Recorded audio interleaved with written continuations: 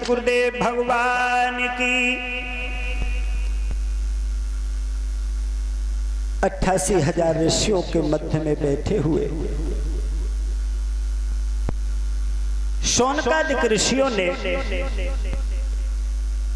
सूत जी से प्रश्न किया कि शवे निवृत्ति निरतः सर्वत्रोपेक्षको मुनि कश्यवा बृहति में ताम आत्मा राम सव्यस्त। महाराज श्री सुखदेव जी तो अत्यंत निवृत्त पारायण है, उन्हें किसी भी वस्तु की अपेक्षा नहीं है, वे सदा आत्मा में रमण करते हैं। फिर उन्हें किस लिए इस विशाल ग्रंथ का उन्होंने अध्ययन किया? तो सूत जी कहने लगे, हे शौनकादिक ऋषियों, जो लोग ज्ञानी होते हैं, जिनकी अविद्या की गांठ खुल चुकी है और जो सदा आत्मा में ही रमण करने वाले हैं, वो भी भगवान की हेतु रहित भक्ति किया करते हैं। क्योंकि भगवान के गुण ही ऐसे मधुर है जो सबको अपनी ओर खींच लेते हैं। फिर श्री सुखदेव जी तो भगवान के भक्तों के अत्यंत प्रिय और स्वयं भगवान वेद व्यास के पुत्र हैं। भगवान के गुणों ने उनके हृदय को अपनी ओर खींच लिया और उन्होंने उससे विवश होकर के ही इस महान ग्रंथ का अध्ययन किया। शौनक जी, अब मैं तुम्हें राजर्षि परीक्षित के जन्म और मोक्ष की तथा पांडवों के स्वर्गारोहण की कथा कहकर के सुनाता हूँ, क्योंकि इसी कथा से भगवान की अनेकों कथाओं का जन्म होता है, भगवान की अनेकों लीलाओं का उदय हुआ है। सूत जी कहते हैं, ऋषियों,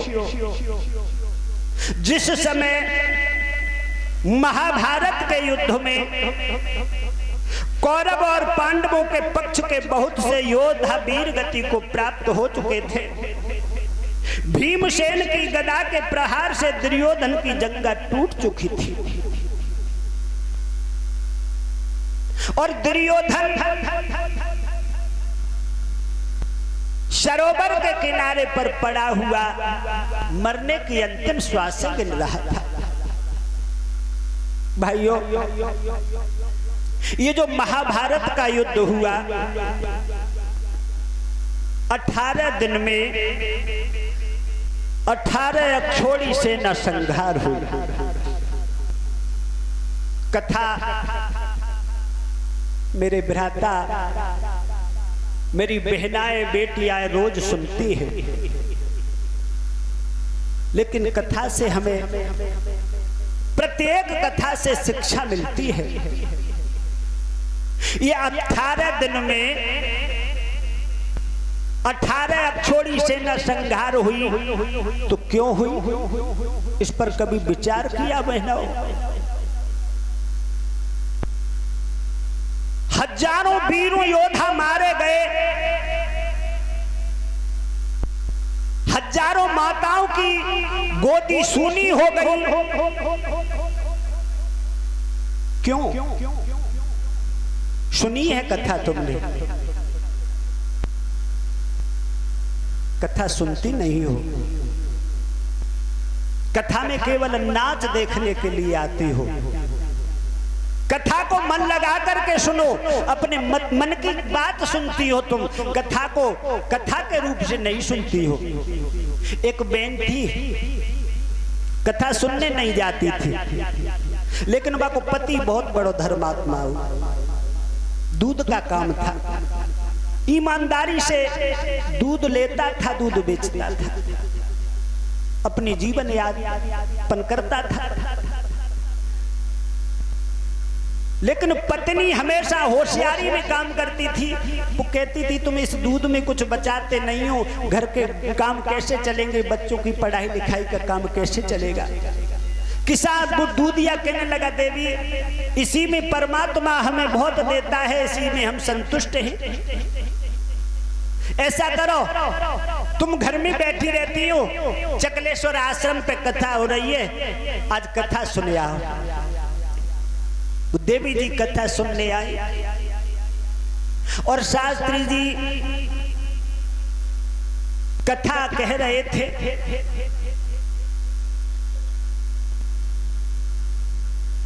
उस कथा में प्रसंग आया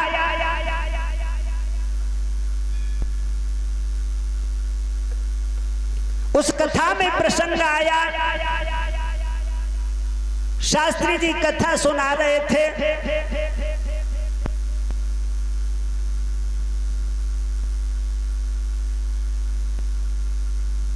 कह रहे थे शास्त्री जी, वो चौपाई रामायण की है।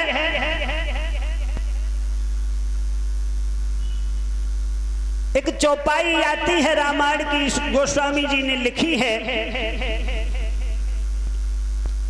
कौन ध्यान ना रहो चौपाई, शास्त्री जी सुना रहे थे। वो चौपाई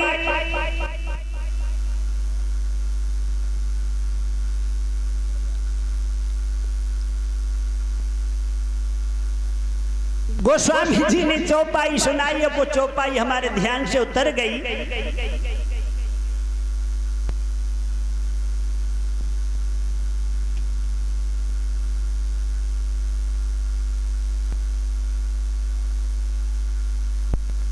वो चौपाई है,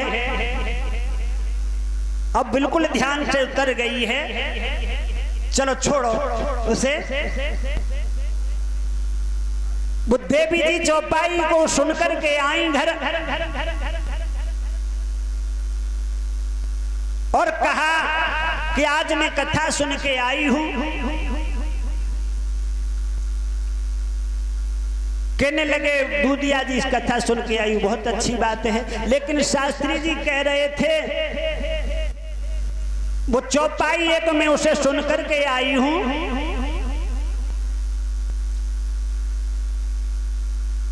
कि बेचो दूध मिलावो पानी। इसके आगे ध्यान नहीं रहा है।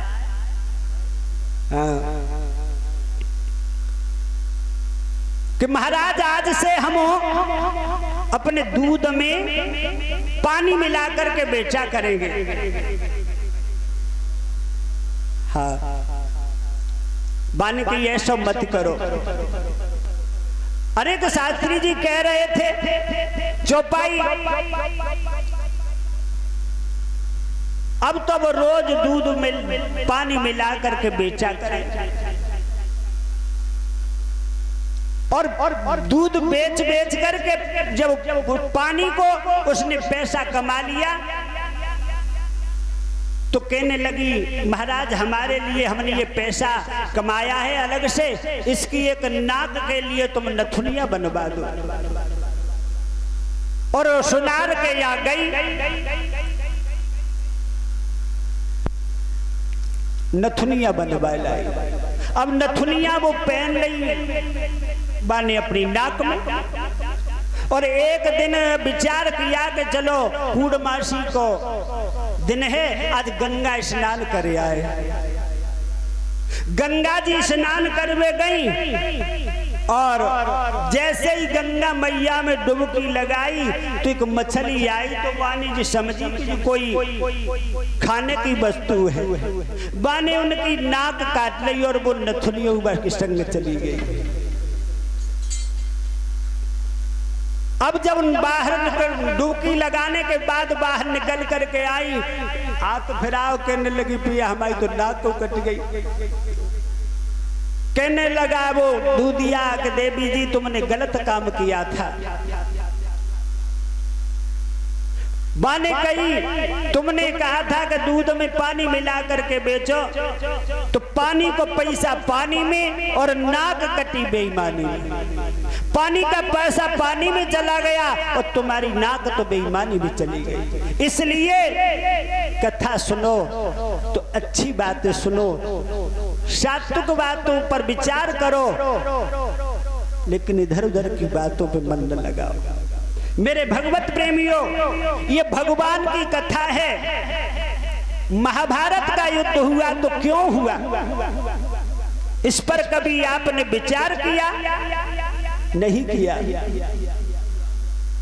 ये हमारी बहन बेटियों की एक कर्कश बाड़ी के ऊपर महाभारत हुआ। जिस समय धर्मराज युधिष्ठिर राजसूय यज्ञ कर रहे थे, उस यज्ञ में दुर्योधन भी गया था। दुर्योधन को महाराज धर्मराज ने कोषाध्यक्ष बना दिया। तो धर्मराज की संपत्ति को यूं ही पानी की तरह लुटा रहा, लेकिन सुबह होते ही खजाना दूना भर जाता था। एक दिन वो दुर्योधन धर्मराज के महलों का निरीक्षण करने के लिए गया, देखने के लिए गया, जो विश्वकर्मा ने बनाया था। तो वो भवन ऐसा था जहां महसूस होता था कि